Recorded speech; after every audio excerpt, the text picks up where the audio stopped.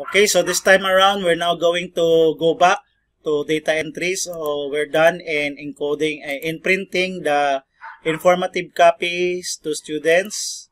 So we're going to check. So we're going to check now. So as you can see, we're going to check its different, what we call this one, reports that was in here. So for composite, it was the grades were reflected already in reports, report 2. So as you can see also here, there's also ranking, no? So for the first grading period, so we have ranking already. It can be found on ranking sheet. So in this ranking final, this is from the grading period will be reflected from first until fourth grading period depending on the data available.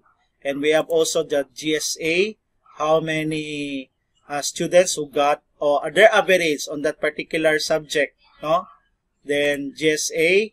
So as you can see here, our GSA, how many got 85 to 89 for the first grading period in Filipino, so on and so forth. If you want to arrange this one, you can arrange this one by that. You're just going to drag, no? So 75, so 79 it plays in here. Then 80 to 84, 85 to 89, 90 to 100.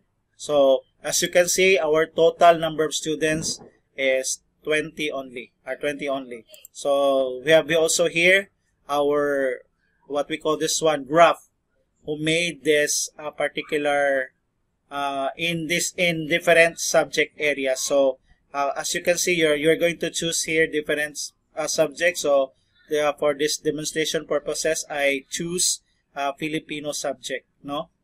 So okay, so we have also here consolidated grades for the first grading period. So as you can see, so once you're done encoding this one in what we call this one in grading, in data entry sheet, so automatically it will give you a ranking, just a composite or consolidated grades, as well as informative copy, the updates on the SF9, as well as the updates in SF10. So as you can see here, meron na po tayong grades sa SF9 at saka sa SF10 for the first grading period.